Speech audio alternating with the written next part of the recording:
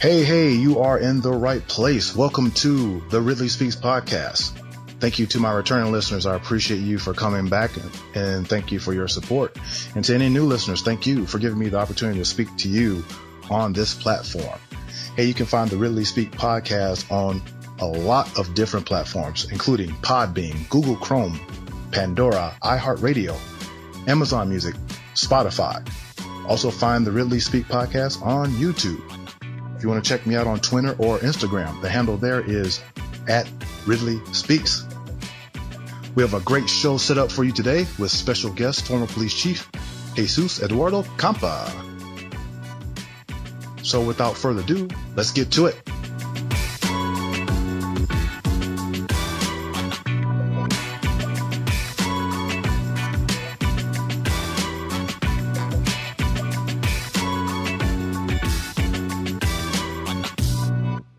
And welcome back to Ridley Speaks. I am your host, of course, Carlos Ridley. Today, I am very excited and joined by former chief of police, international speaker, and leadership expert, Jesus Eduardo Campa. Mr. Campa, welcome to the show. Well, thank you for having me. I appreciate the invite, and I'm looking forward to a great conversation. I am too. Thank you very much. Thank you very much. So look, in previous podcasts, I spoke a lot about what is your calling, like what are people passionate about and what's preventing them from really stepping out and doing what they're really passionate about.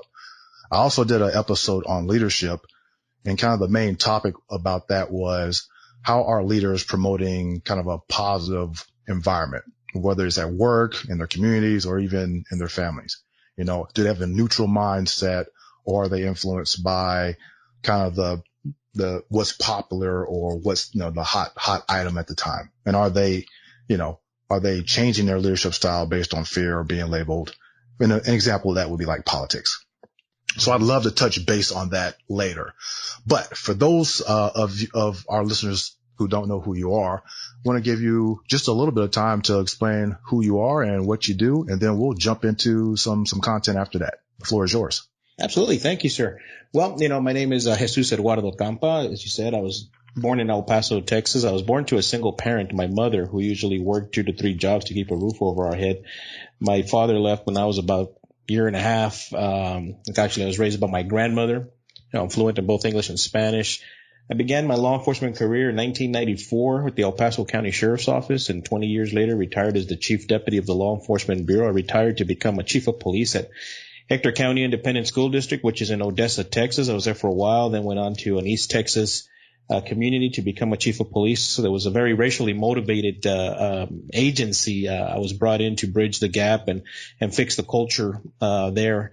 In that agency, I was there for 3 years. Then I left and became the executive director for the Council on Law Enforcement Education and Training for the state of Oklahoma for 2 years. And after 27 years of law enforcement, I decided that it was time to retire and start doing things that I like doing. I own 2 companies. I own America's Best Strategic Security Group, which kind of keeps me in the loop of law enforcement still. So it's a security consulting and guard service, private investigations, background services, executive searches and things like that. And then I've got Leading Through Adversity, which is a company that I formed to basically give a platform to leaders that are out there. You said something right now that sprung out, our leaders changing and going with what's a popular thing. And that's the problem, is a lot of leaders right now are out there on their own with their hands tied and don't know which direction to go because they're so afraid of offending somebody or going against what's the politically correct thing to do and stuff. So I try to give leaders a platform where they can come and use us as a sounding board, throw some ideas off and give us the opportunity to help them make the right decision. I'm married, have 3 beautiful children, and of course, please don't hold this against me, but we have a gorgeous little Yorkie, and that's who Eduardo Campa is. Oh, perfect. Yeah, just on the leadership standpoint too. And I'll kind of ask you this directly, specifically in this we're talking about this election cycle.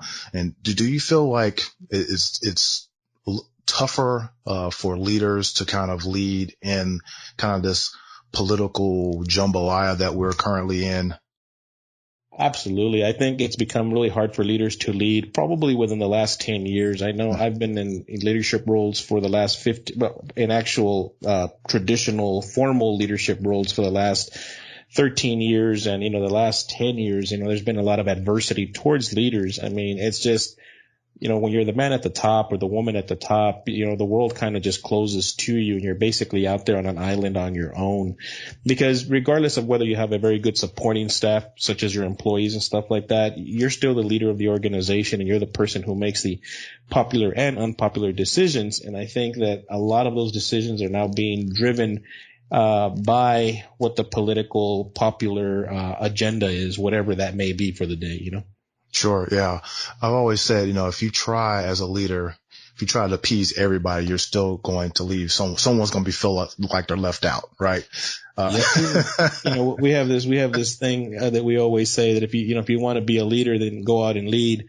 But if you want to be a leader who wants to be liked, then you need to go sell some ice cream. That's a great analogy. I mean, leading is hard, it's hard, having to make decisions that, are going to affect, a group or a community or a certain, group of people. And there's no guarantees that, you're going to make the right choices, but you're in that position because someone has said you have the right stuff to lead, people or groups or whatever. But it's not easy. It's not an easy job. If it were, there would be, more leaders. And I always looked at, there's a difference between, leading and managing. There are a lot of managers that are in leadership positions, but that doesn't make them leaders. That's a very, precise, group of people. Would you agree with that, or you have a different take on that? Oh, no, absolutely. I mean, there's a major difference between leaders in management and leaders. It takes a leader should be able to manage, but a manager doesn't necessarily mean that he's going to know how to lead, but a leader should know how to manage to lead. And then also, leadership is basically, while it has its definition in the dictionary, you look it up and it's got a definition assigned to it. The biggest issue with leadership and the issue that we're seeing right now is because leadership is basically a perspective of people. Mm-hmm. It depends on everybody's different ideology of what a leader is. You saw that in the political spectrum with the presidential election, Sure. So on that whole topic of leadership, and I want to reel back and, you're in law enforcement. You're still connected to it in a different way, but you were in law enforcement for almost 30 years, just since your professional career. Was that some type of calling for you to serve and protect? And did you see law enforcement as a way of doing that? I want to try to drill down to see, was that something that you were passionate about? And if so, how did that all formulate in you getting into, law enforcement?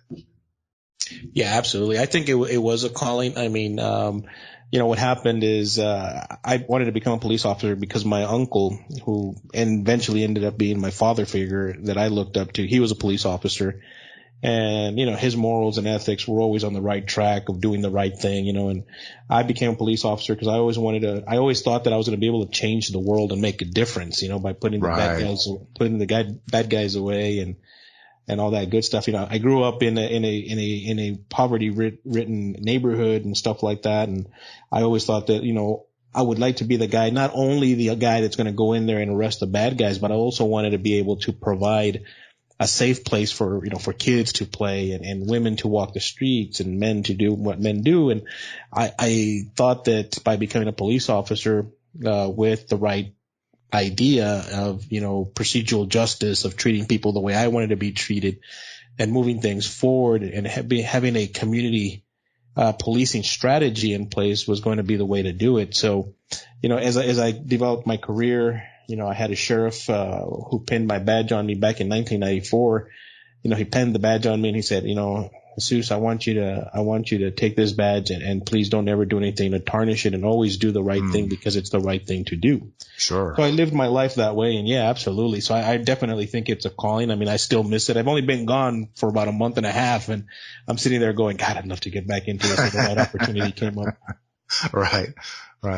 Well, it's very, very commendable, and obviously law enforcement's not an easy job, right?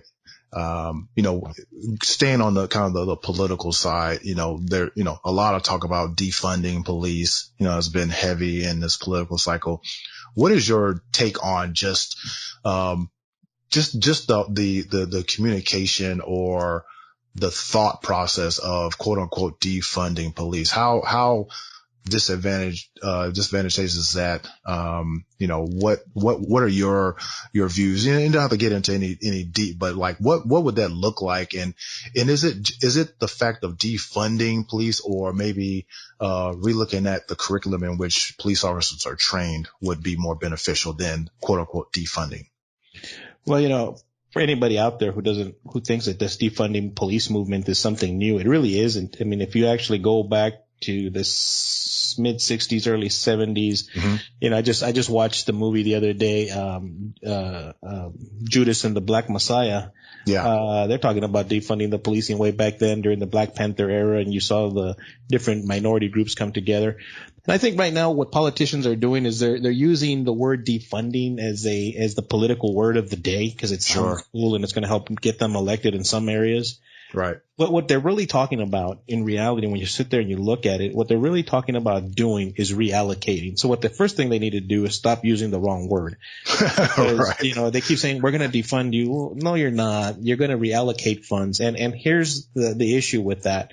I'm going to use one of my agencies as an example. Back in the day, we were one of the first agencies that got all of our peace officers mental peace officer certified. We put them through an 80-hour course to make them mental peace officers. This way they would know how to handle and deal with people who are having mental health episodes, Mm-hmm. Mm-hmm. Now, there was no funding for that. There was no funding that was generated for that. There wasn't any funding. We didn't go to Commissioner's Court and ask for funding for that. This was something that came from our internal budget, right? So when you go off and you say, well, we're going to remove all the mental health funding we gave you, okay, which part was that? Because you never gave us any. So what did you give? And they're like, so, and then there's certain services, for instance, LAPD, let's use LAPD for an instance, sure. Or even, they have psychiatrists, they have mental health specialists that ride with them and been doing so since the 90s. Mm-hmm. And we still had issues back there and out in LA. So what they're doing now is they're just basically removing those mental health experts from the police department and creating what they call citizens protection agency, a CPA. Okay. Now, the thing is, okay, so basically what you did is you didn't defund it. What you did is you took that money that you had allocated to that agency for the salary of that person and whatever tools that they use, and you've reallocated them to this new agency. So you didn't defund anything. You just reallocated. It's reallocating, right? Yes, right, it's reallocating. Sure. Yet the same thing happens is that you're still having both individuals show up together. They're just not showing up in the same unit or the same uniform or anything like that. Okay. So, and that's really what they're talking about when you're talking about defunding. It's just everybody gets in an uproar and everybody gets into a panic. Now, don't get me wrong. There has been some agencies that have lost their funding because, like I said, in my previous agency, when we did that with all of our officers, we didn't have any funding. So you take Austin PD, for example. Now they defunded them. They cut them about, I think it was like $4 million that they took from their budget. And $4 million is a lot of money. Sure. So they took a lot of the money there, and apparently that money, there was money set aside for a training to provide more officers on the street and do this and this and that. Now that was that was some kind of defunding, if you really want to talk about it, but they really didn't defund them. They just reallocated those funds to create another agency. So sure. That's the biggest issue I think people need to understand, is that there's really a big difference. There's really not defunding going on, because I have yet to see any agency be defunded. Sure. I've seen an agency have its funding cut, and then I've seen agencies have their funding reallocated. Yeah. Yeah. And, for me, it's like, since I have someone that's been in law enforcement for a long time, there's always a question to kind of get it from the horse's mouth about what does that really mean? Is it really defunding, or, as you said, is it really more of reallocation of funds to certain areas or certain groups? Yeah. And I think that they need to make that clear, but it sounds a lot better, and we're able to sell more newspapers and get more people to watch the news when you strike panic into a person instead of just telling them the truth, and that's one of the bad things that's gotten into society lately. Sure. Agreed. Yeah. And it's kind of going back, and I kind of veered off just a little bit into that, but I wanted to kind of go back to the calling, and we spoke about this earlier in just terms of some parallels just with us in general. We're both men of color. I think we're both roughly around the same age. We both grew up in poor conditions, single family home, no dad in the home, mother, playing mother, father, and everything else, to raise us. I know you mentioned, your grandmother, raised you. Your mom worked a lot. So I've seen a lot of parallels in our lives, to this point. But, one thing that I've always preached whenever I've had the opportunity, specifically, on my podcast, is I never let those circumstances keep me down or like predict my future. Right. And I grew up in Southern California. And for me, the life expectancy rate then was like 22 years for an African American male. Right. And so I felt like, hey, once I turned 22, my life kind of started over, so to speak. And so I was able to, not think about, all the different things that were negative or the adversity that I might see as a youth and it coming up, but like project that to positivity and going out and, getting my education and things like that. I know that you're working on a PhD. Same with myself. I kind of put myself through school, through sports with scholarships, got a master's degree. I'm also currently working on a PhD. It feels like it's taken forever to get done, but it's like, the way that you can kind of pull yourself out of something with less resources than most people might have. I think it's a testament to your hard work. And I know you've mentioned, it was instilled in you, have a very hard work ethic, through your family. And, I just when I see other people, specifically in this conversation, there's two men of color that the odds were against us, right? The odds were against us that we would like come out of that or veer into a different arena, right? Maybe an arena of crime and drugs and all the negative stuff. But it just goes to show you that if you have, powerful people in your family, such as in your case, your grandmother, your mother, in my case, my mother, it's like you can still accomplish things you want to accomplish in life. You don't have to be, lost in the wilderness or, led out into areas of distress. You can bring yourself up. You just have to have the mindset, one, and the ability. And so when I look at you and I look at what you've done, I've looked at a lot of the things that you're involved with. I mean, you're a business owner. You have a lot of things going on. And if someone was to say this, 45 years ago, hey, would Jesus be where he is today just based on how you grew up? They might have said no, but look at you. They would have said no. Same with me. So I really, really respect, what you've done in your life and the things that you continue to do now to promote people, communities, etc. I did, however, want to ask you, to maybe go a little bit more into kind of your leading through adversity, but also wanted to ask you, because I was looking through a lot of your platforms and I wanted you to possibly explain what no colors, no labels mean. If you go into that for a little bit. Absolutely. So, so here's the deal. Going back onto what you were saying, actually, I had very little support from my family back in the day. I had my mom supported me, my grandmother, and an aunt and uncle did. But the rest of my family, aunts, uncles, cousins, they were successful. They were married. They were the traditional family. They were going to good schools, yada yada yada. And I was once somebody said, an uncle of mine once told me that hey, as long as I don't end up doing drugs or behind prison, that's good enough. And as long as I got a good job, at McDonald's as a manager or something, he'd be very proud of me. And I was like, wow, really? That's a great way to motivate a young person's mindset. Right.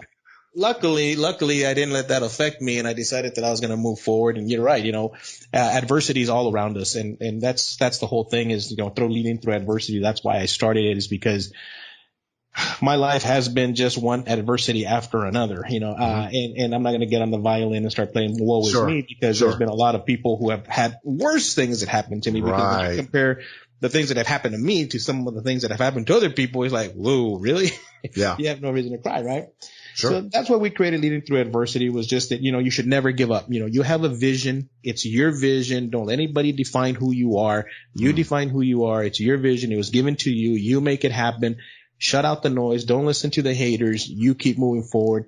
And that's what Leading Through Adversity is for. It's for people who just have a vision and want to keep moving forward. Now, I've always considered myself a visionary. In the last 27 years that I've been in law enforcement, I think that's been one of my problems in law enforcement, is that, like I said earlier, I'm always told that I'm the right guy at the wrong time, So when I was brought into that community in East Texas where I became the chief of police, my orders from a very progressive mayor and a very progressive city council was to bring the racial division in that community to a halt. There was a big racial issue between the African Americans and the Hispanics against the Caucasians and the whites and the police department and things like that. The community where I was a police chief of was basically at one time a center point hotbed for slavery. So, there was slaves had been sold there, slaves had been punished there, and the great Martin Luther King, and I always forget the individual's name, but there was a black railroad that used to run through the streets of Marshall, Texas. Okay. And so when I was brought in, they asked me to fix the racial division and the gap, and I went in there and I started looking around and I created a program called No Colors, No Labels. Basically, the initiative was to try to remove the preconceived notion that the police were racially motivated by trying to bridge the gap between the police department and the community. Now, here's the hard part. Okay. So my agency was about 96% Caucasian, older officers, and even some younger officers, who had the mindset that, this is the way policing is done. It wasn't the right mindset. We're still working off of a 20th century policing mindset instead of a 21st century. Right. So here comes along. I always joked around about it. I said, here comes this, that when they hired me, they couldn't hire another Caucasian and they weren't going to hire an African American. So they settled for this little short caramel Mexican dude, and I came in and my orders were to fix it. So I created that program and we started doing a lot of community outreach. That's one of the things that's my forte, is dealing with the community and bringing them together. Sure. And I went out and I walked the streets, grassroots, and I was basically, to be quite honest with you, doing it by myself because I couldn't get the officers inside the agency to bite. Right. And a lot of people questioned my leadership because they're like, well, you can't get these guys to bite. Well, it's kind of hard to get these people to bite when they've been inbred to have these racial beliefs and disconnects on how things should run, Right. I can't change a culture overnight. So, we started going out there, and little by little, we started getting one officer, then two officers, and three officers, and four officers to join the movement. And that's how that No Colors, No Labels started. And basically what we did is we went out and we met with the community. We went to areas where the police would never go. We stopped. I implemented what we call CompStat and Predictive Policing, which allowed us to stop over policing the minority neighborhoods and actually attack crime as where it's happening, as opposed to attacking it where traditionally you think it happens. Right. So we actually started reducing crime by 20% by doing that. And then what we started doing is I created cultural awareness meals. I had developed a very good partnership with the business people of the community. And what we did is every month, like for instance, the very first cultural awareness meal we did was a black meal, African American black meal awareness. And what we did is we brought in the traditional African American food, such as the neck bones and the gizzards and the chicken and all that stuff. Sure. Which, by God, was the best piece of food ever, man, I swear. So we brought that in, and then we brought in professors from around the country and stuff to talk about why, basically the food that you all ate was basically survival food, which connected to my heritage, a lot of people don't know the reason they call Hispanics or Mexican beaners is because we eat a lot of beans, but that's where we used to get our protein from, because we couldn't kill the cow because we didn't have any milk. So we started learning a whole lot. And then what we did is the following month, and we did one for the Hispanics, and the following month, one for Asians, and then the Caucasians, and so on. And what we started to find out is that when you break bread and you start explaining cultural differences, you start to find out that there really isn't a lot of cultural differences. There's a lot of cultural likenesses. Right. And you start realizing that we have more in common than we thought we did. and we start bridging that gap. And through that, all of a sudden, one of the greatest things that I ever saw was we had a very rich, wealthy individual, white man, who really disliked the NAACP leader in that area. Mm-hmm. She was an older black woman. And after the fourth meal, they were sitting side by side with each other, laughing, eating, breaking bread, and talking. And everyone's like, hell just froze over. And they're like, holy smokes, you know what the hell you're doing. And I said, well, apparently not according to my officers, because I can't get them to change and bite into this, you know. Sure. But the community was buying it, and that's who I was hired to bridge that gap with, the community. Now, I had these men I had to lead. There was some of them that were willing to come, but kind of like what you said, a lot of them were afraid because the popular kids or the politically connected kids didn't want to come on board, you know. Right. So through No Colors, No Labels, we also created the Cool Cops ice cream truck, which was a partnership between Bluebell Ice Cream and my agency. And I got them to provide us all the ice cream. We decked out an old ambulance, turned it into an ice cream truck, and it would play the song Bad Boys, What You Gonna Do When They Come For You. And then that's awesome. The response to that, I changed it. I'm just glad Inner Circle never sued me, because it was, what you gonna do when they come for you? Eat ice cream, you know? Right. They had the ice cream part. Yeah, ice cream. So we went, and the community loved it, man, you know, and it was so awesome, you know, but the majority of the officers, you know, to try to change that culture, they refused to come along. They didn't want to. They found every excuse, and they came after me, you know, hard. I mean, everything that I did, even if I breathed wrong, you know, they accused me of everything just because they didn't want to see that cultural shift change, which was ridiculous, you know? Right. You know, in 2017, because of the No Colors, No Labels initiative, you know, I was awarded the 2017 Martin Luther King NAACP Humanitarian of the Year Award for bridging those gaps, bringing the crime rate down, all the community programs that we did. And, you know, when I left after 3 years there, I was kind of devastated because I couldn't understand how something that was so positive, something that was so right, when we shifted the community's mentality and perception of the police, that the police themselves didn't want to switch. Right. You know, and it was funny. I mean, you know, so, but that's what No Colors, No Labels did. It was basically a tool that was designed to bring people together, and I'm very proud to say that it did. And unfortunately, when I left, the program died, and that community is back to just being the community it always has been. Oh, well, that's sad. That's sad that you know, they regress back into kind of old habits. You know, yep. It's something that you said earlier about the NAACP leader, and the other gentleman, you know, basically on opposite sides. It's amazing what happens when human beings sit down and just listen, right? Yep. Oh yeah. Just to listen. Cause at the end of the day, you know, we have, you know, we're separated by race because that's what we call race. We're, you know, you're black, you're Hispanic, you're white, you're this, you're that, when we're all really just human beings with different pigmentation, right? If you want to get down to the core of it.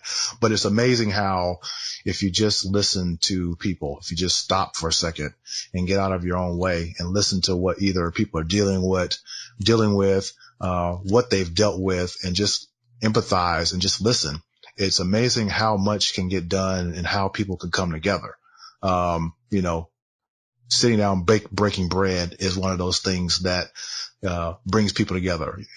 You're in Texas, so sports, football, things like that bring people together. There seems to be no color, no race when we're doing certain things. You know, I always reckon back to, you know, we're the nicest nation in the world during Christmas time, right? There you go. And it's just funny. It's like, why can't it be Christmas time, you know, 11, 12 months instead of just 1 month? I'm like, we turn it off, turn it on. But I digress. I really appreciate, you know, you really digging deep, and giving us some insight on, you know, leading through adversity. Like you said, adversity is always going to be around us. It's how we deal with it, and do we deal with it powerfully? And then the No Colors, No Labels. I was really interested in hearing more about that, and I hope our listeners really paid attention. And, you know, those are types of things that when we talk about callings, like that people want to do, right? But they don't know how to get started, and I've always lent out my hand to say, hey, if you're interested in doing things or getting things started, whether it's foundations or businesses or whatever, I'm there to help. And I'm sure you do that as well, around the communities and people that you're around. So going back, I just want to commend you for your work and these different opportunities that you found yourself in, that you've made positive impact.